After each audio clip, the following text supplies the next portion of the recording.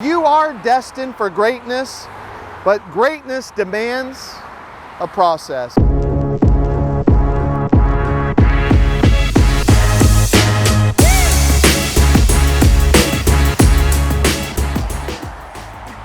My friend Les Brown would say, there's something special in you. There's greatness inside of you.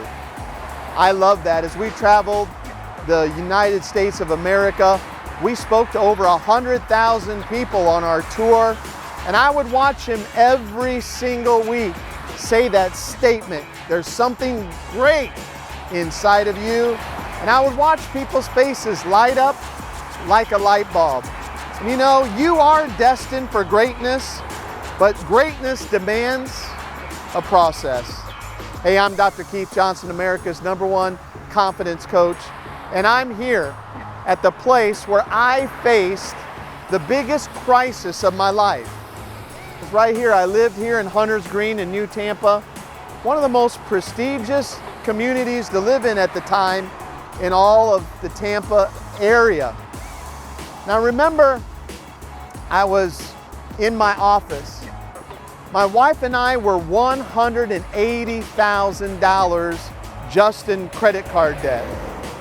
We had an old Cadillac Sedan DeVille that we had traded cars so many times that literally we owed so much on the car.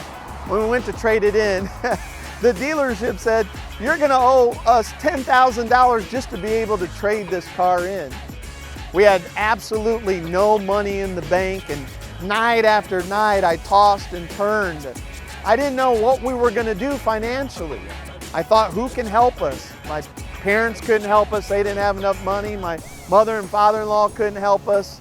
I knew nobody who had enough money to bail us out of the situation. I remember that morning, it was March 16th, 2001. I woke up, I looked at this stack of bills on my desk, and I looked at my bank account that had nothing in it. And I thought, what am I gonna do? And in the midst of just being frustrated, I jumped in my old beat up Cadillac Sedan DeVille, and I drove right down to this very corner, because right down the street is a McDonald's. And I went down to that McDonald's, and I didn't even have enough money for a breakfast burrito. A breakfast burrito. I had to dig in my ashtray to get out $1.88 for a breakfast burrito. On my way back from McDonald's, I made the left-hand turn, and right here on this corner, right here, was a homeless man.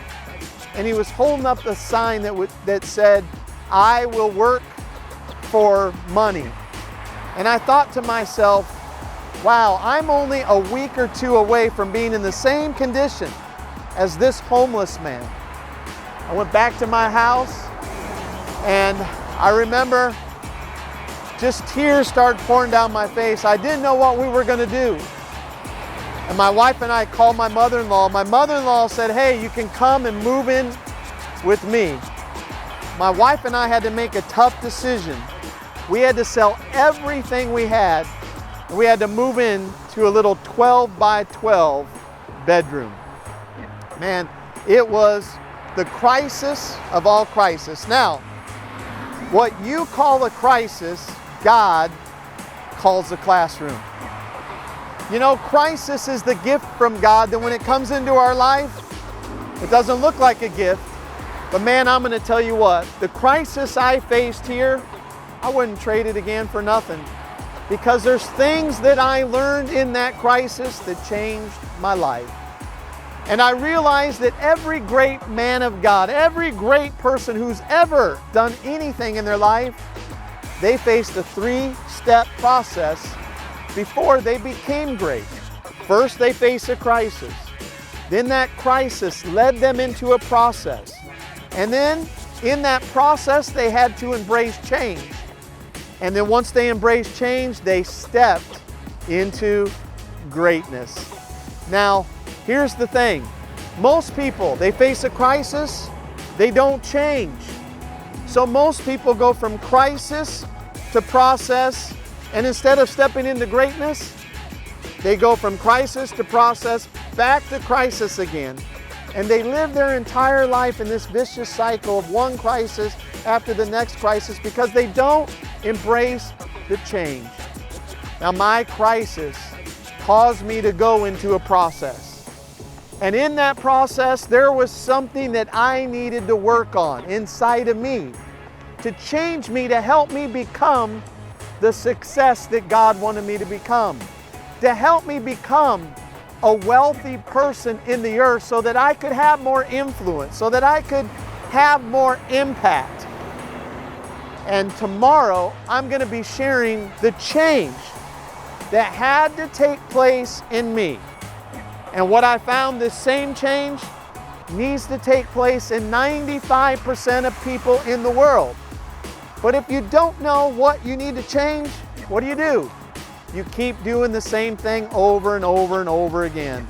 So tomorrow, check your email, because I'm going to be sharing the number one thing that I had to change, that I'm going to tell you has caused me to become the success that I am today, to travel the world, to speak to over 1 million people, to become a best-selling author, to build wealth, and to eliminate that $180,000 of consumer debt that I was in.